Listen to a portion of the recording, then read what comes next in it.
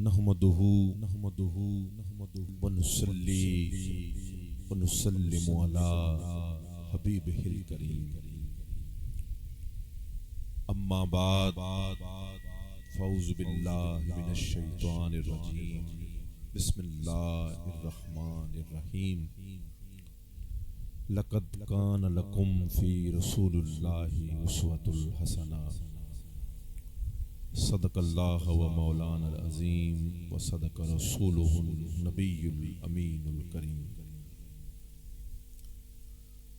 ونحن علی ذالک لمن الشاہدین والشاکرین والحمد للہ رب العالمین۔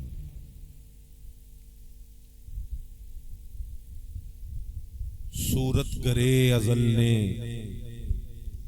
تیرے اعتبار پر ایک مشت خاک تھی جسے انسان بنا دیا۔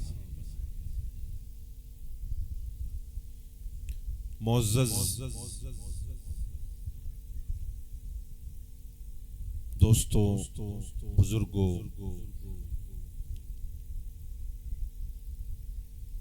آج کی اس بابرکت محفل میں اللہ پاک کا بے حد و حساب کرم ہے کہ حاضری کا شرف حاصل ہو رہا ہے،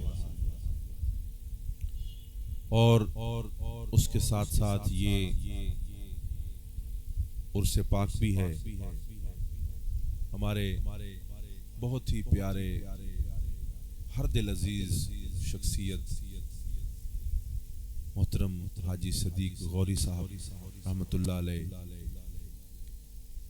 ان کا سالانہ پروگرام بھی ہے، اور حضور علیہ الصلوۃ والسلام کی یاد میں میلاد پاک میں بھی اس پروگرام کو رکھا گیا ہے۔ اللہ رب العزت سے دعا ہے کہ اللہ پاک ہمارا یہاں آنا، بیٹھنا، پڑھنا، سننا اپنی بارگاہ میں قبول و منظور فرمائے۔ وقت بہت کم رہ گیا ہے، اور تلاوت بھی ہو چکی ہے، نعت بھی ہو چکی ہے، خطاب بھی ہو رہا ہے۔ یہ ساری چیز ایک ہی ہے، نعت ہو، تلاوت ہو، خطاب ہو، سما ہو، یہ سب اس ایک ذات کے گرد گھومتا ہے۔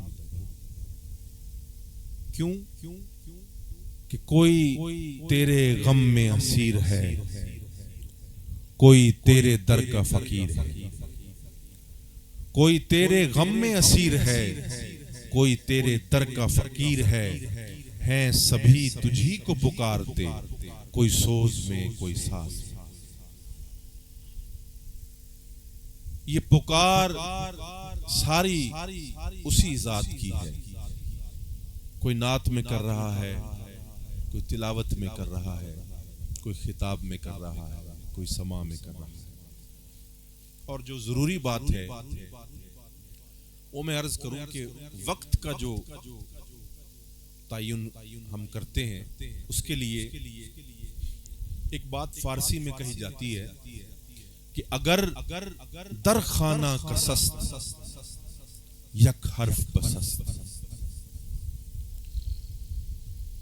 اگر گھر میں کوئی موجود ہو تو دستک ایک ہی کافی ہوتی ہے، اور اگر گھر میں کوئی موجود ہی نہ ہو تو ساری رات دستک دیتے رہیں، دروازہ نہیں کھلے گا۔ اس لیے کہ اگر سمجھ آ جائے تو ایک بات ہی کافی ہے، اور اگر سمجھ ہی نہ آئے تو پھر چاہے ساری رات خطاب کرتے رہیں، ساری رات تقریر کرتے رہیں، اس کا کوئی فائدہ نہیں۔ اس لیے جب آقا علیہ الصلوۃ والسلام کی میلاد پاک کی محفل میں بیٹھیں تو دل اور دماغ کے دروازے کھول کر بیٹھیں، یہ سوچ کر بیٹھیں کہ کچھ حاصل کرنے کی نیت سے آئے ہیں، تو پھر کوئی ایک جملہ ہی انسان کی زندگیوں کو بدل دیتا ہے۔ ورنہ خطاب تو ساری رات چلتا رہے، سب کچھ چلتا رہے، اس کا کوئی فائدہ نہیں۔ تو ہم حضور علیہ الصلوۃ والسلام کی بارگاہ میں نذرانہ عقیدت پیش کر رہے ہیں۔ اللہ تعالیٰ قرآن کریم فرقان حمید میں فرماتا ہے کہ حضور علیہ الصلوۃ والسلام کی ذات مبارک جو ہے وہ ہمارے لیے ایک بہترین نمونہ ہے، بہترین مثال۔ آپ کی جو ظاہری ذات مبارکہ ہے، حیات مبارکہ ہے، اس ذات کے بہت سارے پہلو ہیں۔ اگر کسی ایک پہلو پر گفتگو کی جائے تو اس پہ زندگیاں گزر سکتی ہیں۔ اسی لیے حضرت علامہ اقبال رحمۃ اللہ علیہ فرماتے ہیں کہ زندگیاں ختم ہوئیں اور قلم ٹوٹ گئے، زندگیاں ختم ہوئیں اور قلم ٹوٹ گئے، تیرے اوصاف کا ایک باب بھی پورا نہ ہوا۔ یہ اللہ پاک نے حضور کی شان بنائی ہی ایسی۔ علامہ صاحب فرماتے ہیں کہ زندگیاں ختم ہو گئیں، قلم ٹوٹ گئے، لیکن تیرے اوصاف کا ایک باب بھی پورا نہ ہوا۔ ایک باب بھی ابھی تک حضور کی شان کا مکمل نہیں ہو سکا۔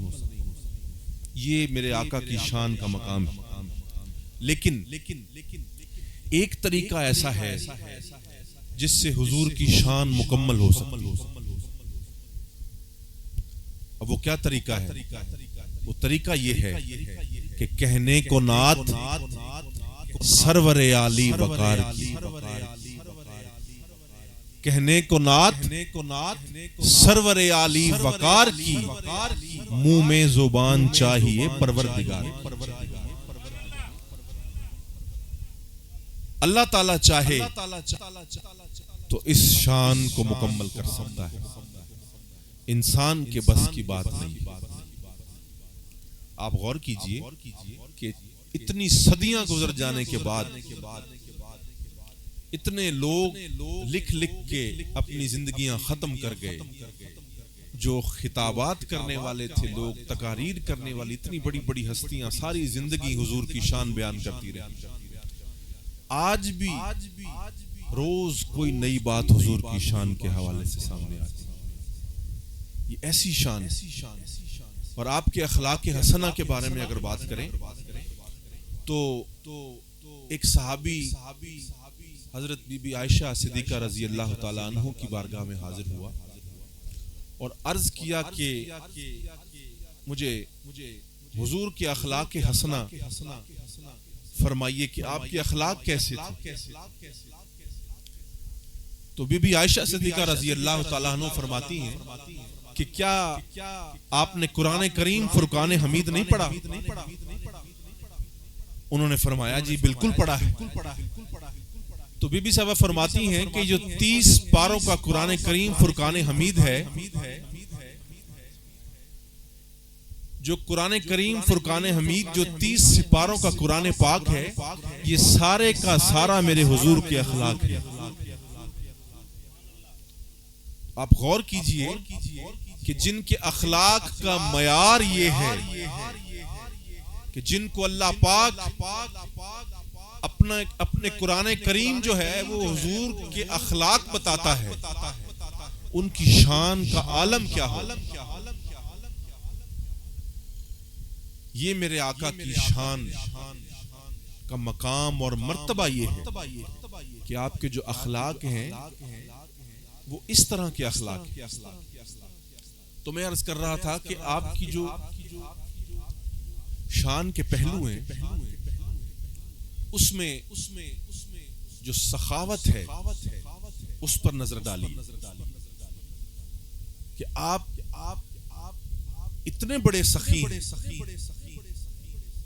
کہ آپ جب کسی کو عطا کرتے ہیں تو اس طرح سے عطا کرتے ہیں کہ رحمتیں بانٹتا جس سمت وہ ذیشان گیا، رحمتیں بانٹتا جس سمت وہ ذیشان گیا، ساتھ ہی منشی رحمت کا قلم دان گیا۔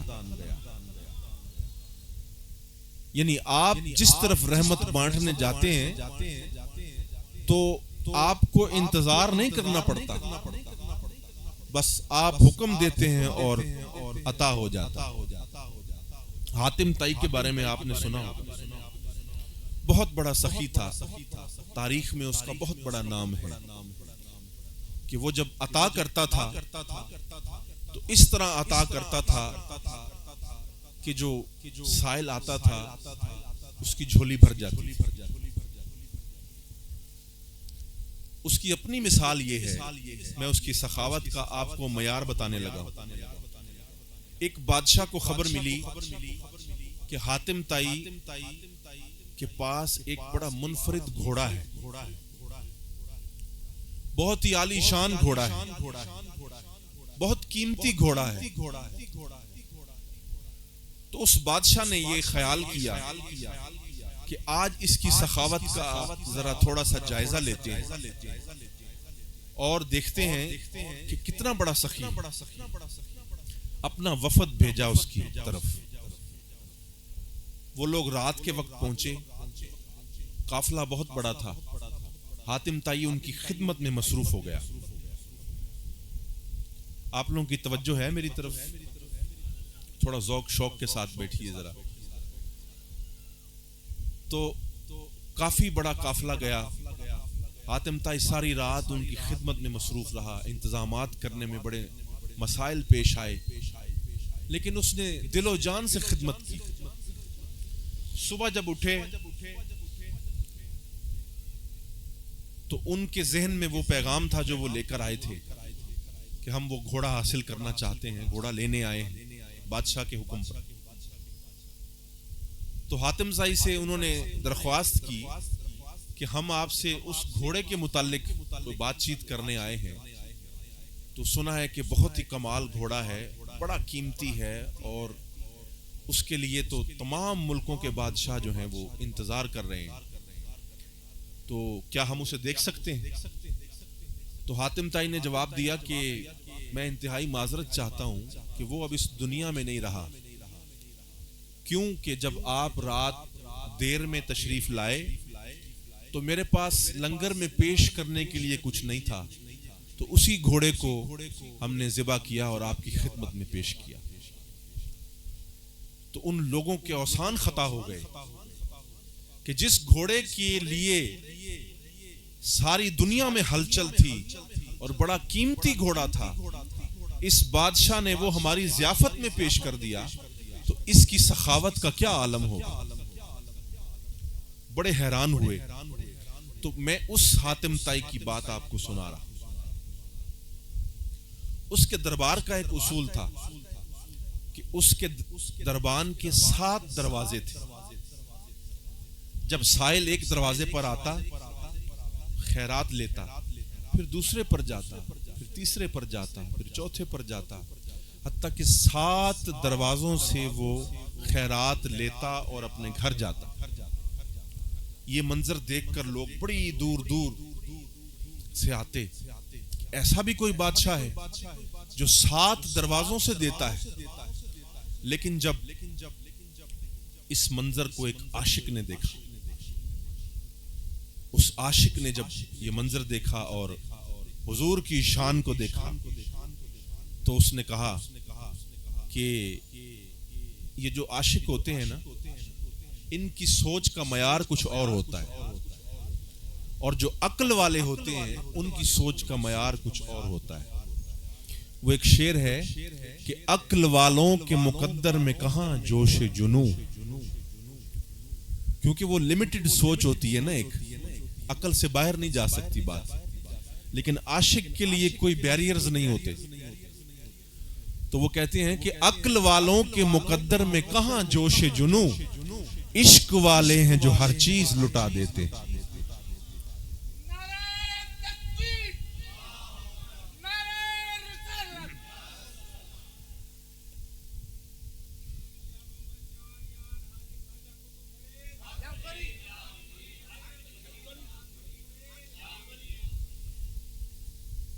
تو عاشق نے اس منظر کو دیکھا، حاتم طائی کی سخاوت کو، تو اس کی تڑپ ہوئی اور اس نے کہا کہ یہ کیسی سخاوت ہے کہ ایک شخص آتا ہے، ایک دروازے سے لیتا ہے، اس کی بھوک پیاس پوری نہیں ہوتی، پھر وہ دوسرے پہ جاتا ہے، پھر بھی پیاس پوری نہیں ہوتی، تیسرے پہ آتا ہے، چوتھے پہ آتا ہے، حتیٰ کہ 7 دروازوں سے خیرات لے کر بھی اس کی بھوک پیاس ختم نہیں ہوتی۔ میرے آقا کا دربار ایسا ہے کہ اس کا عالم یہ ہے کہ وہ جب تشریف لائے گھر سے در تک، وہ جب تشریف لائے گھر سے در تک، بھکاری کا بھرا ہے در سے گھر تک۔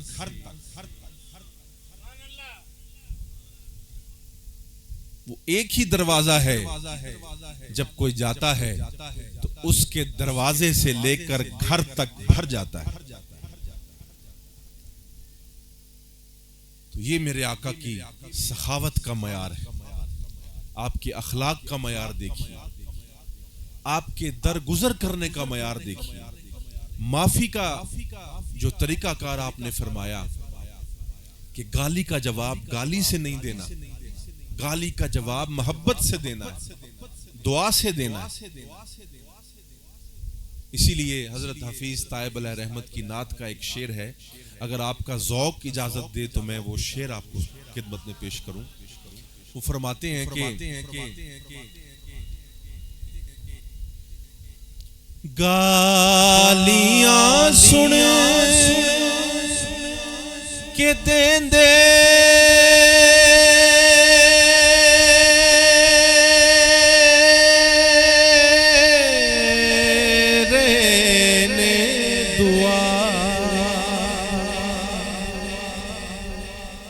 گالیاں سن کے دیں دے رہنے دعا، میں نہیں ایسا کہ تیوی صبر ویکھیا، او میں نہیں ایسا کہ تیوی صبر ویکھیا، گالیاں سن کے دیں دے رہنے دعا، میں نہیں ایسا کہ تیوی صبر ویکھیا۔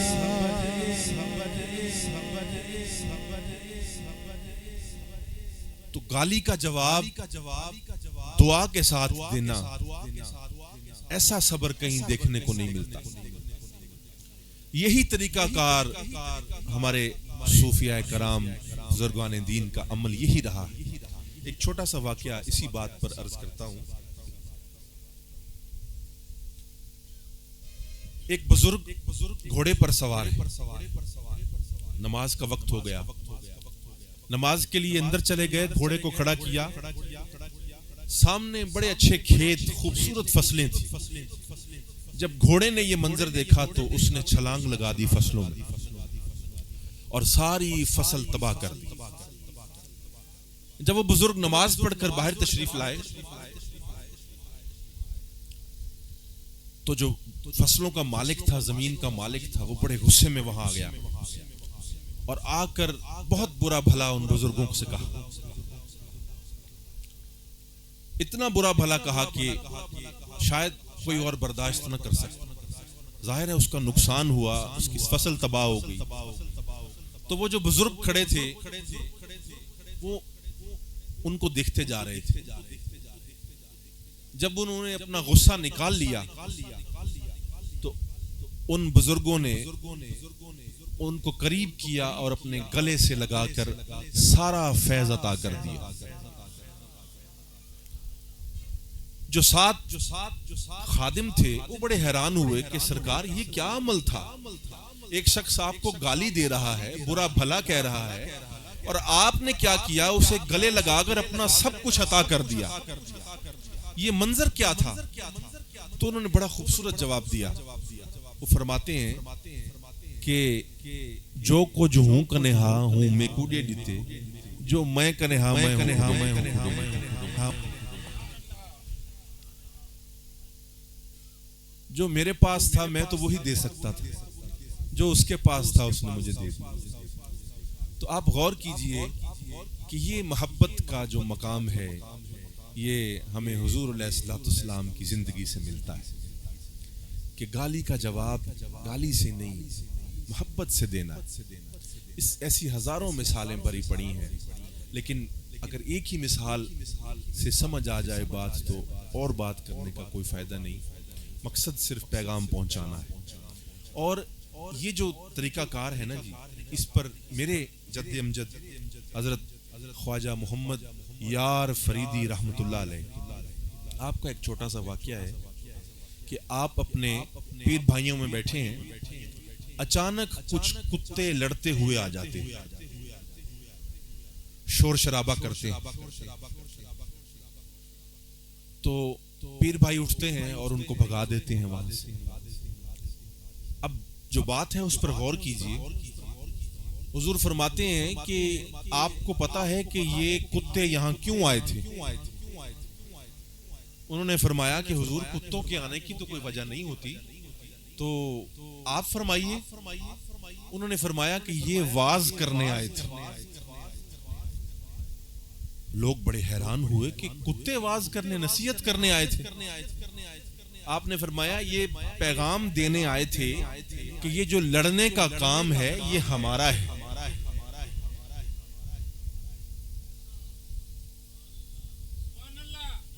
یہ جو لڑنے کا کام ہے یہ ہمارا ہے۔ انسان کا کام تو صرف محبت کرنا ہے، محبت کرنے کے لیے انسان کو پیدا کیا گیا ہے۔ حضرت علامہ صاحب فرماتے ہیں کہ درد دل کے واسطے پیدا کیا انسان، ورنہ طاعت کے لیے کچھ کم نہ تھے کر رو گیا۔ صرف عبادت کروانا مقصود نہیں تھا انسان کو، محبت کے لیے درد دل کے لیے بھیجا گیا تھا۔ تو پھر میرے جد امجد فرماتے ہیں کہ مذاہب دے جھگڑے اساں چھوڑ بیٹھے، مذاہب دے جھگڑے اساں چھوڑ بیٹھے، اور محبت دا جھگڑا چھڑا کوئی نہیں سکتا۔ یہ جو محبت کا جھگڑا ہے نا یہ قائم رہنا چاہیے۔ یہ وہ جھگڑا ہے جسے کرنے میں مزہ آتا ہے، یہ وہ جھگڑا ہے۔ تو حضرات محترم، صوفیہ کا پیغام تو یہی ہے کہ محبت محبت محبت، اس کے علاوہ اور کوئی پیغام نہیں۔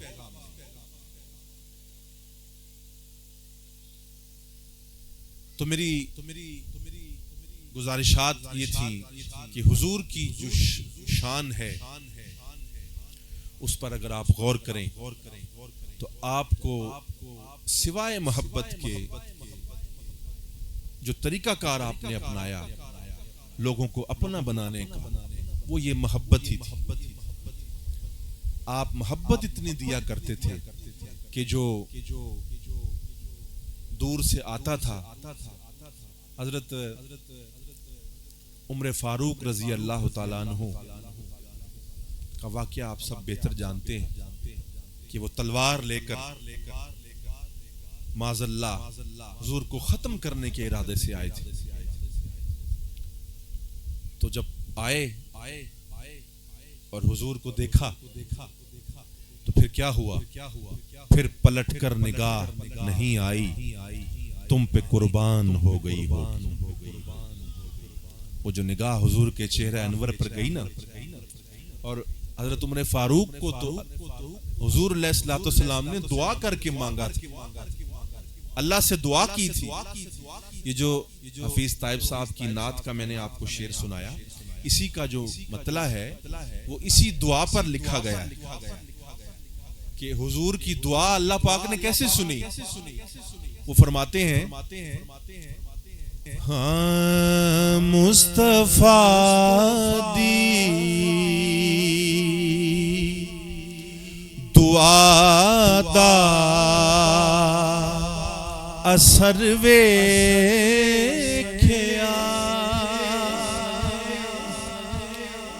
مصطفیٰ دی دعا دا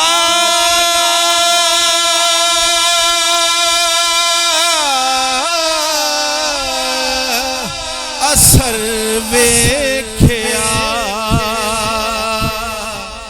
سر نوا کے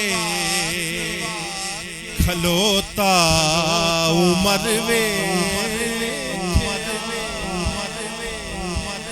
او سر نوا کے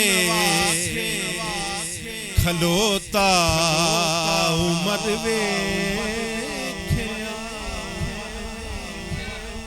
مصطفیٰ دی دعا دا اثر ویکھیا اور اس کی نعت کا ایک بڑا ایک خوبصورت شعر ہے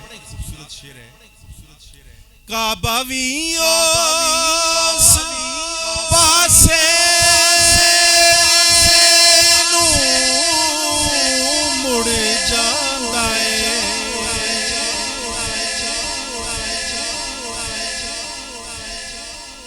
کعبہ ویوں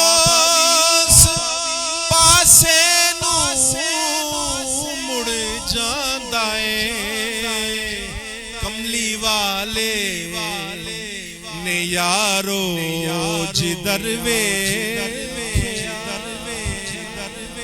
او کملی والے نے یارو جدر ویکھیا اور اہل ذوق اور اہل درد اور اہل عشق یہاں موجود ہیں ایک شعر آپ کی نظر نسبت والے ہیں ہم سب الحمدللہ گل نہیں بندی کوئی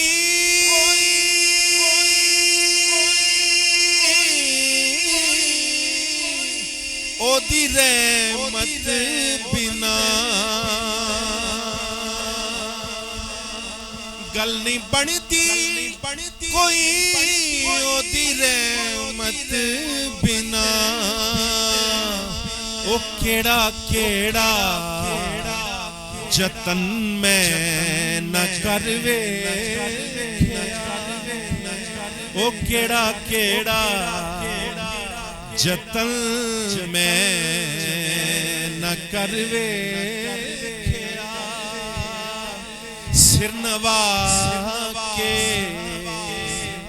کھلوتا عمر ویکھیا مصطفیٰ دی دعا دا اثر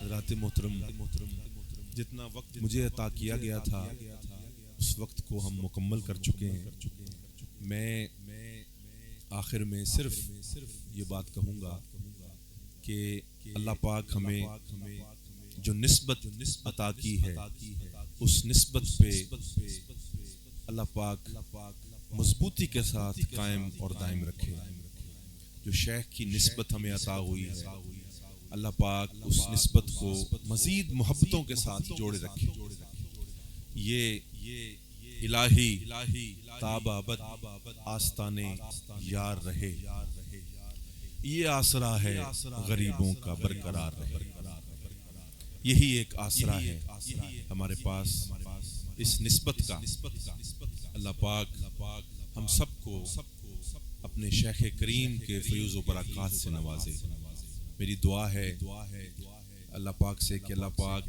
حاجی صدیق صاحب کے جو بچے ہیں گھر والے ہیں اللہ پاک ان کو سلامت رکھے اس پورے خاندان کی خیر فرمائے اور ان کو دن دگنی رات چگنی ترقیوں کے ساتھ اللہ پاک نوازے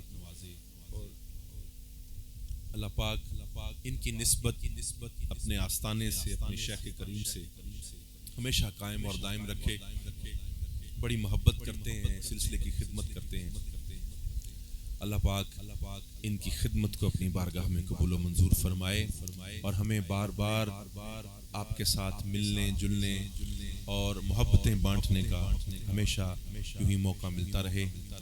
تو میں بار دیگر تمام پیر بھائیوں کا سب کا میں تہ دل سے شکر گزار ہوں. اللہ پاک آپ سب کو سلامت رکھے محبتوں کے ساتھ عقیدتوں کے ساتھ. وما علینا الا البلاغ المبین.